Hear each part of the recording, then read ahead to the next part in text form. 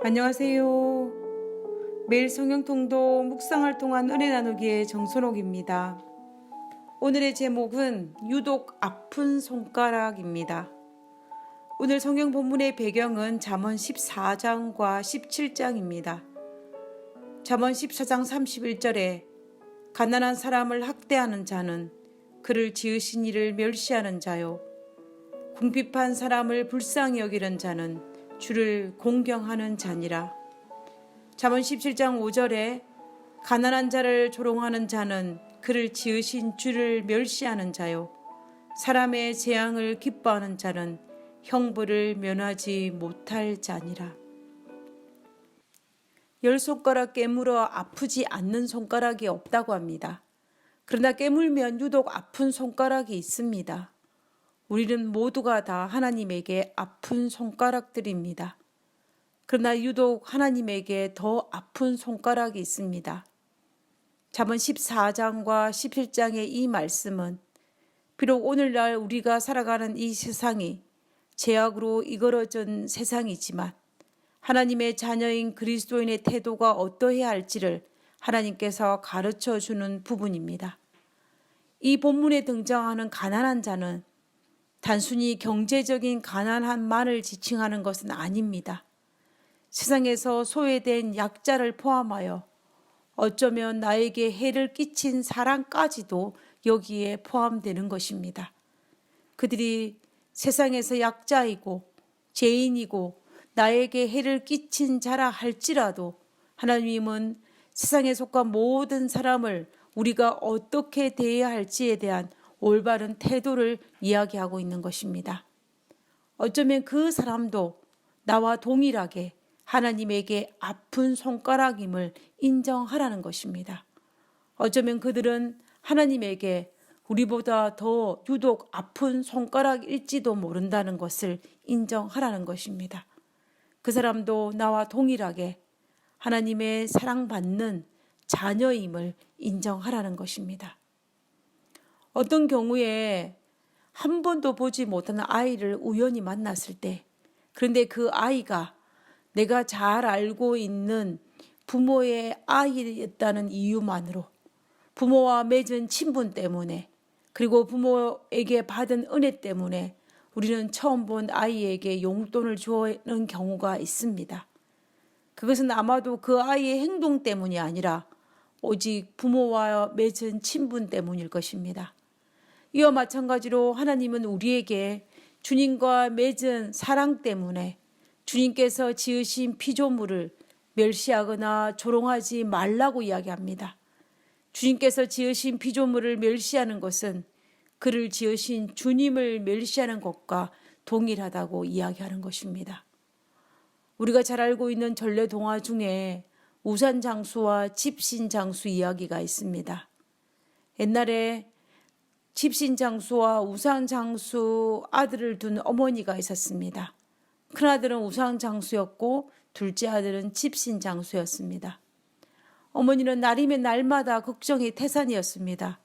해가 쨍쨍 비치는 날에는 우산이 잘 팔리지 않을 큰아들 때문에 걱정이었고, 그가 비가 주룩주룩 내리며 집신이 팔리지 않을 작은 아들 때문에 걱정이었습니다. 어머니는 맑은 날 해가 떠도 한숨을 쉬고 흐린 날 비가 내려도 한숨을 쉬었다고 합니다. 자연히 어머니는 웃는 날이 없었고 늘 근심 걱정으로 얼굴에 주름만 늘어갔습니다. 여기까지가 이 우산장수와 집신장수 이야기의 1편입니다. 그리고 그 이야기 후편은 이렇게 연결되어집니다. 어머니의 한숨이 늘어가고 주름만 늘어가던 어느 날, 어머니는 그날도 여전히 아들들 걱정 때문에 한숨을 쉬고 있었습니다. 이 모습을 본 이웃 사람이 이 어머니에게 이야기했습니다. 아니 어머니, 도대체 무슨 일이세요? 왜 그렇게 한숨만 쉬고 계세요? 어머니는 우상을 지으면서 오늘은 햇빛이 쨍쨍 나서 우산을 하나도 팔지 못했을 큰아들 때문에 마음이 아파서 한숨이 절로 나온다고 이야기했습니다. 그러자 이 이야기를 들은 이웃 사람이 이렇게 이야기합니다. 아, 그래요? 걱정하지 마세요. 오후에는 비가 온다고 했으니까요.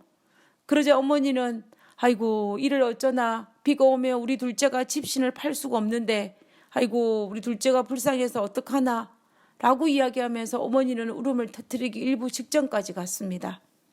이 모습을 본 이웃 사람이 안타까워서 이렇게 말했다고 합니다. 별 걱정을 다 하십니다.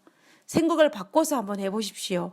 비가 주룩주룩 내리면 우산이 날개도 칠들 팔릴 테니 첫째가 얼마나 좋아하겠습니까? 그리고 반대로 해가 쨍쨍 내리쬐면 집신 잘 팔릴 테니 둘째가 아주 신나겠지요. 비가 오는 날에는 첫째 아들을 생각하고 기뻐하고 그리고 해가 쨍쨍 내리쬐면 둘째 아들을 생각하고 기뻐하면 얼마나 행복하겠습니까? 그제 어머니는 무릎을 탁 쳤다고 합니다. 아, 듣고 보니 정말 그렇군요. 그 뒤로 어머니는 이웃 사람이 말한 대로 비 오는 날에는 첫째를, 맑은 날에는 둘째를 생각하면서 행복해 했다는 이야기입니다. 많은 사람들이 이 소금 장수와 우산 장수를 두는 어머니 이야기를 하면서 사람들의 불행과 행복은 잠깐의 생각의 차이라고 강조합니다. 생각을 바꾸며 누구나 불행에서 행복해질 수 있다라고 이야기합니다.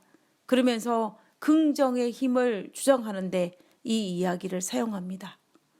저는 이 이야기가 어떤 부분에서는 긍정의 힘으로 적용하는데 맞다고 동의를 합니다. 그러나 과연 아들을 둔 어머니는 그럴 수 있을까요?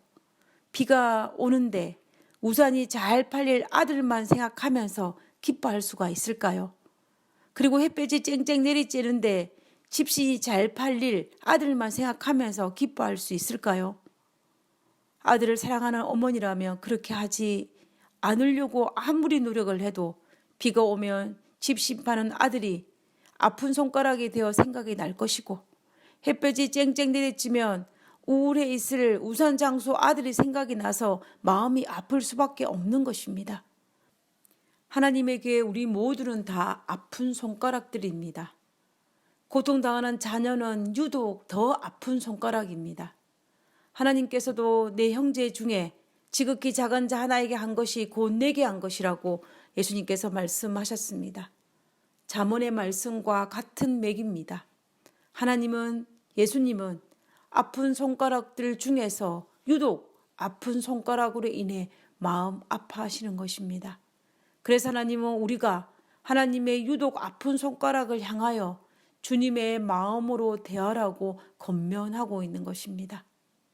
나는 오늘 세상을 대하는 나의 눈이 얼마나 주님의 눈으로 바라보고 있는지 생각해 봐야 할 것입니다. 기도하겠습니다. 하늘에 계신 저희들의 아버지, 세상을 바라보는 나의 눈이 당신의 눈처럼 바라볼 수 있도록 하여 주시옵소서. 그들도 하나님의 사랑받는 존재임을, 그들도 나와 동일한 하나님의 아픈 손가락임을 잊지 않게 하여 주시옵소서. 주님께서 저에게 베풀어 주신 은혜와 긍휼에 감사하여 당신께서 지으신 만물을 긍휼의 눈으로 바라볼 수 있도록 하여 주시옵소서. 하나님께서 우리의 마음속에 함께하여 주옵기를 간구하며 거룩하신 예수님 이름으로 기도드렸습니다. 아멘.